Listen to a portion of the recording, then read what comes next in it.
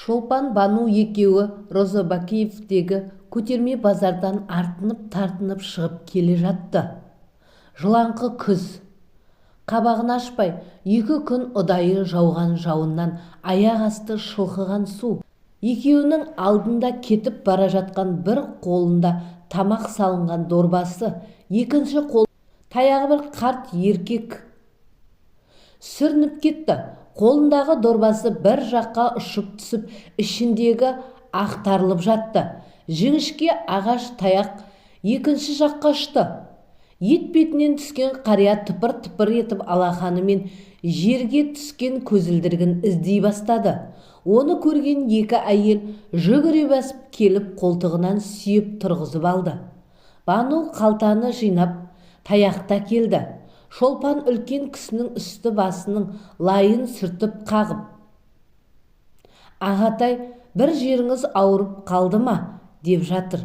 Көзілдірігін қайта-қайта түзеп, қолы дірілдеп, даусы жарықшақтанып: «Ештеңе етпес, айналайын» деп Бануға қолын созып, таяғын алды да сүйеніп тұрып: «Дорбамды бере ғой» деді. «Ата, қайда барасыз? Жеткізіп салайық» деп Бану қалтаны қыса ұстап, екінші қолмен үлкен кісіні демеді. «Осы жақын маңда, тастақта өзім бара берем ғой. Рахмет сендерге, қарақтарым» деді қолын тартып. Асты үстіне түскен қамқорлықтарына ыңғайсызданып тұрғандай. Соны байқаған Шолпан: «Аға, бізде көлік бар, жеткізіп салайық. Бір жеріңіз ауырып тұрған сияқты» деді аяп. «Әй, жарығым-ай, мені Алла аясын» деді. «Аға, ақ жауын тоқтар емес, апарып салалықшы» деп Шолпан қоярда қоймай қарияны көлікке бастады. Тастақтағы ығы-жығы жер үйлердің ортасындағы құжырасына 2 әйелдің көлігімен жеткен қария оларды үйге шақырмасына амалы қалмады.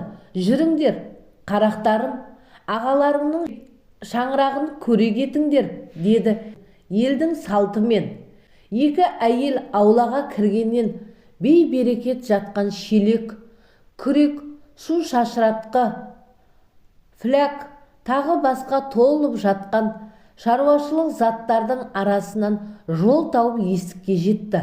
Қария қалтаңдап жүріп, құлыпқа кілт салып есік ашты да: «Кіріңдер, қарақтарым» деді. Әйелдері дегенде күлімсі иіс қарсы алды. Үй іші алакөлеңке. Ортадағы үстел үстінде ыбырсып жатқан ыдыс-аяқ, арасында газет-журнал, кітап араласып, ненің не екенін айырып болмайды.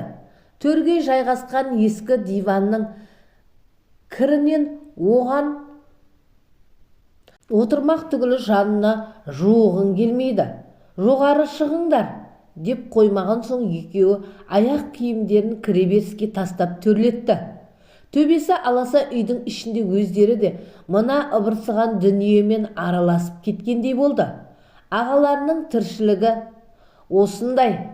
«Кішкене отыра тұрыңдар, мен шайнекті отқа қояйын» деп қария газ плитасына қарай бұрылды. Салдырлатып шәугімді алып, сарылдатып су құя бастады краннан. Шолпан өзінің тынымсыз мінезімен бұл жерде де шыдай алмай: «Аға, шайды Бану қойсын, мен үй жинайын. Сіз маған жөн көрсетіп тұрыңыз. Алдымен айтыңызшы, бір жеріңіз мазалап тұрған жоқ па?» деді. «Жоқ, шырағым. Бағана сүрініп кеткенім болмаса, қатты құламадым ғой. Соның арқасында сендердей жақсы қарындастарымды тауып алдым. Біз де сізге кездесіп қалғанымызға қуаныштымыз» деді де алдымен терезеге тұтылған жартылай жабық пердені 2 жаққа ысырып жіберді. Үйге кір басқан әйнектерден әжептәуір сәуле түсіп, ішіндегі дүниелерді анық көріне бастады. Ортадағы есіктен арғы бөлмедегі төсектің үстінде шашылып жатқан көрпелер көзге түсті. «Мен мына бөлмені реттестірейін. Сіз жөніңізді айтып бізбен таныса отырыңыз, деді Шолпан. Бану ауызғы бөлмеде газ плитаның маңайын тазалауға кірісті. Шырағым, ныспым құдірет болады. Атым дардай болғанымен, ала өміріме ондай билік жазбады. Қайта сол атымды артықтау қойыпты. Жап-жақсы басталған тағдырымның аяғы шәт-шәлекей болды, деп бір күрсініп алды қария. Алматыдан 400 шақырым жерде тұрдық. Ұлы жүз Дулат атаның баласымын. 7 жылдық мектепті оқып, тракторшының көмекшісі болып үйрендім. Кейіннен трактор, комбайн дегенді ұршықша үйірдім. Бәйбішем көрші ауылдан еді. 10 жыл жүріп тапқаны жалғыз ұл болды. Тұқым жалғар ғой. Барына қанағат деп жүре бердік. Ауылда мектепті тәп-тәуір оқыды да осындағы дене шынықтыру институтында жоғары білімге түсті. Ауылымыздың еркек кіндіктісі күреске құмар еді. Менің болатым да құр қалмады.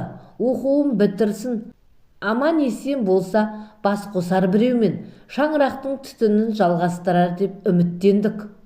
Колхоздың жұмысының арасында мал семіртіп сататын кәсібімнің арқасында қолым майлы болды.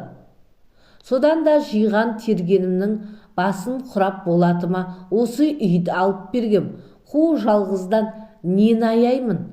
Жатақханада аштылы тоқтылы жүргенше менің үйім төгіп әкеп тастайтын ас ауқатымды жеп ішіп алаңсыз оқысын дедім. Жанына бірге оқитын 2 жігіт алып алды. Каникулға шыға ауылға келіп, атқа мініп, жайлауға шығып, сауық сайран салып жүретін құлыным жолдастарымен 1986 жылы желтоқсан көтерілісі сондай бақытты өміріміздің күл талқанын шығарды ғой. Алғашында 16 желтоқсан күні теледидардан жастар көшеге шығыпты деп естідік. 2-3 күннен соң ауылдағылар ананың баласы, мынаның қыз өкіметке қарсы боп көшеге шыққаннан ұсталыпты деген суық хабар келе бастады. Біреулердің балалары үйлеріне қашып келіпті, артынан милициямен әкетіпті деп те жұрт шулап жүрді. Біздің ұлдан хабар болмады. Шешесі екеуміз ағұдайлап жанымызды шүберекке түйіп жүрдік. Бір 7-ден аса хабар болмаған соң шыдамай Алматыға тарттым. Үйге келсем есік жабық. Түні бойы ұл да, жолдастары да келмеді. Ертесіне оқу орнына бардым. Мен сияқты шалдық айтсын, ешкім сөйлеспейді. Жөн айтып, саяхат автовокзалына бардым. Студенттердің ауылға бара жатса жиналатын жері осы ғой деп. 2 күн дегенде ауылдың бір қызын көрдім. Оның да студент екенін білетінмін. Болатты көрдің бе десем, өзім көрмедім, бірақ алаңға шығыпты деп естідім деді. Сен шықтың ба десем, мен шықпадым деді. Сенің ағаң да студент еді, ол қайда дедім. Ол ауылда болатын деді.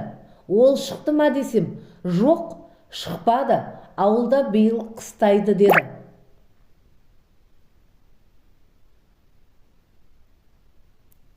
Ауылдан тағы кімнің балдары шығыпты? Біздің ауылдан кім барын білмеймін деді. Ешкім шықпаса ауылдан ол иттің баласының алаңда не жоғалтқаны бар еді деп боқтап жібердім күйіп. Ата, олардың институтынан көп шығыпты деді қыз. Өкімет шық деп пе, әлде айдап шығарып па? Білмеймін, әйтеуір жастар көп шығыпты ғой дейді. Енді оны қайдан табам дедім. Ішім өрттей жанып, оқу орнынан сұрап көріңіз деді қыз бала. Басқа не десін? Есім шығып осында бір нағашым бар еді, қызметте. Жөнін білсе сол білер деп түнделетіп келдім. Заманында бір сөмке ақшамен келіп, осы үйді алғанда алдыма түсіп, жөн көрсеткен шырағым жөндеп сөйлеспеді де. Алаңда несі бар? еді. Оқуын тыныш оқып жүрмеді ме деп өзіме кінә артты. Ашуланып ауылға қайттым. Артынша сол күндері жолдастарымен көшедегі төбелесте басынан жарақат алыпты. Содан ауруханада жатып көз жұмыпты деп сүйегін алып келді жолдастары. Анасы екеуміз қан жұтып қала бердік қой. Құнын даулайтын кім бар? Сонымен құлыным сұраусыз кетті. Кемпір соның дертінен көз жұмды. Баламның бір жолдасы осы үйдің құжаттары мен біраз заттарын әкеліп беріп кеткен. Артынша мені өзі алып келіп көрсетті. Кемпірден айырылған соң ауылда күнім күн болмады. Маған қараса қалатындай ағайын да шамалы болатын. Қалайда үйіңіз бар екен. Сонда барып неге тұрмайсыз? Ыстық, суық суы дәретханасы ішінде болса, мына жерде отын су жеткізуге, от жағып, күл шығаруға шаман келмей жатса деп бір жанашыр ақыл берген соң осында келгем. Үйдің жартысын пәтерге өткізіп, нәпақа етіп жүрмін. Ауылдан зейнетке шықпай кетіп, мында мені кім керек қылсын? Ауланы пәтерші жігіт жинап береді. Әйелі кейде ас суыма қарасады. Біздің жағдай осы, айналайын, деді Құдірет қария мұңая әңгімесін аяқтап. Бұл кезде шолпан шашылған заттарға орын тауып, шаңын сүртіп, еденді жууға кірісті. Бану асханаға ие болып, өздеріне алған азықтан әкеліп қуырдақ қуырып жатты. Үйдің ішін тамақтың хош иісі жайлай бастады. Үлкен кісі мұрнына барған иістен көңілі көтеріліп, қыздарым, менің құжамда тамақтың иісі шықпағалы қай заман деп Банудың жанына жетіп келіп, қазанның қақпағын ашып жіберді. Үшеу-ақ шәйнекті ортаға алып, қуырдаққа отырғанда Құдірет қария әңгіменің тиегін ары қарай ағытты. Қай заман, қай дәуір болса да, халқымыз көп жасағаннан емес, көпті көргеннен сұра деп бекер айтпаған. Сондай адамдардың қатарында Мәдмәр, Бошай, Шыңғысбай деген аталарымызды жатқызуға болады. Бұлар ел билеген, заманында елдің сүйіспеншілігіне бөленген қасиетті де қастерлі есімдер. Үшеуінің бір басы қосылғанда Бошай би. Мәдмәр, сенің көрікпелдігің бар еді ғой. Соныңды бір көрейік. Осы үшеуміздің қайсымыз бұрын өлсек, сол бақытты да. Соңында қалғанның соры 5 елі болмақ деп көрікпелділік айтыпты. Бұл жорамал октябрь төңкерісіне дейін әлі қазақ жеріне қызылдар келіп жатыр деген дақпырт бар. Бірақ кәмпеске басталмай тұрғанда айтылған екен. Содан көп замай 1923 жылы Мәдмәр болыс 54 жасында қайтыс болды. Заманның тыныш кезі.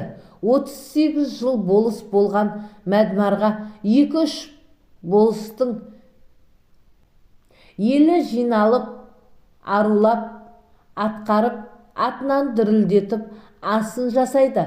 Артында қалған 2 досы ат шаптырып бәйге береді. Одан кейінгі көп ұзамай Шыңғысбай ата дүниеден өтеді. Оны да ел боп, жұрт боп ақырғы міндеттерін атқарысады. Асын ұлы жүзге суын айттырып өткізеді. Содан кейін-ақ ел ішінде дүрбелең басталды. Болыстар тұрмақ, азын аулық дәулетті барлардың дүние мүлкін кәмпескелеп жер аударып бастайды. Мәдмәр атам айтқандай, 2 досының соңында қалған Бошай би кәмпескеге ілініп, Ақтөбеге жер аударылады. Содан тиесілі жазасын өтеп келіп, Ақтөбе жақта Бозарда қаңғып жүрген жерінен ағайындастарының бірі келіні танып қалады. Үйіне келіп күйеуіне, мен жаңылыспасам, бей қайнағаны бүгін базардан көрдім. Үсті тозып, өзі азып кетіпті дейді. Ағайыны базар жағалап, ағасын тауып алып, жасырып үйіне әкеледі. жуындырып тазалап біраз күн бағып елге қарай жүрген пойызға салып жібереді. Отанына жеткен Бошай би қыздарын тауып алып, өмірінің соңына дейін солардың қолында тұрып өліпті. Соның айтқан әңгімесі екен. Бұл мәдмәрдің көріпкелдігіндей дәлдікті көрмедім деп отырады екен. Ал мәдмәр деген атамыздың Жамбыл облысының Байзақ ауданында өзі тұратын үйі бүгінде мешітке айналған. Сол ауыл Мәдмәр ауылы деп аталады. Ағайындары үлкен ас беріп ескерткішін қойыпты. Сол үйінің орнынан жаңа мешіт салыныпты деп естідім. Мұны сендерге айтып отырған себебім, мен де Бошай бидің ар жақ бір жағында қаңғып қалдым ғой. Баламнан бұрын өлгенде Болаттың әкесі өлді деп асымды беріп, соңы тойға ұласар еді. Жалмауыз болып жалғыз ұлды жалмап, тіпті кемпірдің де артында қалдым ғой деп еңкілдеп жылап жіберді. Аға, сабыр етіңіз, маңдайға жазғаннан кім қашып құтылған? Деп екі әйел қарияны ұзақ жұбатты. Сендер сияқты жақсы адамдарға жолықтырған бүгінгі күнге ризамын. Енді сендерді көрем бе, көрмейм бе деп көңілі босаған Құдірет қария екі қарындасын қақпадан қимай-қимай шығарып салды. Аға, біз келіп тұрамыз. Сізге қарындас болып қарайласып жүреміз деп қоштасқан Шолпан шындығында Құдірет ағасын көңілінен шығармай, Бану мен Гүлдәріні ертіп барып, аралас-құралас ағайынға айналып кетті. Өмірінің көбі колхоздың бейнетінде өткізген ағамыз неге бүгінгі зейнетін көре алмай отыр? Оның замандастарының бәрі зейнетақыны алып, рахаттанып көріп жүр деген ой Шолпанның көкейінен кетпей қойды. Содан бір күні ойын Банумен бөлісті де, одан құптау алып Құдірет ағасының үйіне тартты. Аға, сізге зейнетақы алып берудің жолын ойластырып келдім деп еді Құдірет. Ай, қарағым-ай, мен сонау кеңес заманында колхоздың қара нары болдым. Жас кезінде еңбек ақы емес, еңбек күн деген болатын. Жыл бойғы еңбегіме жылдың соңында бидай, қой, кейіннен зайым деген қағаз алатынбыз. Жалғыз ұлдан айырылып, кемпірдің соңында қалған соң, мен үшін дүниенің де, документтің де қадірі кетті. Қатарластарым зейнетке шықтық деп тиын-тебен алып жатқанда, мен соның жолын іздестірмедім. Елдегі үйді ағайынның жетім баласына жазып беріп қалаға кеттім. Баламның үйіне келдім де тұра бердім. Екінші жағына есік шыққан екі бөлмені жалға беріп, сонымен күн көріп келем. Ішім жеміме жетеді. Ешкімге күнім түсіп тұрған жоқ. Енді маған зейнетақы керек еді десем, қолымда еңбек кітабы жоқ. Мені кім тыңдайды? Осы тірлігіме шүкір. Алла берген жарық таусылғанша жетер деді. Аға, мемлекеттің зейнеткерлерге бөлінген арнайы қаржысын әркім алуға тиісті. Мен іздестіріп жүріп сіздің зейнетақыңызды алып берем деп қоймай отырып, бар құжатты мен ағасын әлеуметтік қамсыздандыру орталығына алып келді. Аудандық бөлімше бастығына барып, барлық жағдайды түсіндірді. Атасын аяп кеткен жас келіншек бөлім бастығы құжаттарының көшірмесін жасап алып, ата, біз сіз жұмыс істеген колхозға хат жіберіп, еңбек өтіліңізді нақтылаймыз. Содан хабар алған соң барып, құжаттарыңызды жасап зейнетақы тағайындалады деп түсіндірді. Арада 2 ай өткенде Шолпанға аудандық әлеуметтік қамсыздандыру бөлімшесінің басшысы хабарласып, аталарына сұратқан мәліметтерді келгенін айтты. ертесіне Құдірет ағасын жетектеп бөлімшеге келді. шындығында баяғыда тарап кеткен колхоздың мұрағатынан Құдірет Еспановтың еңбек өтілін тізіп жазған анықтама жеделхат келіпті.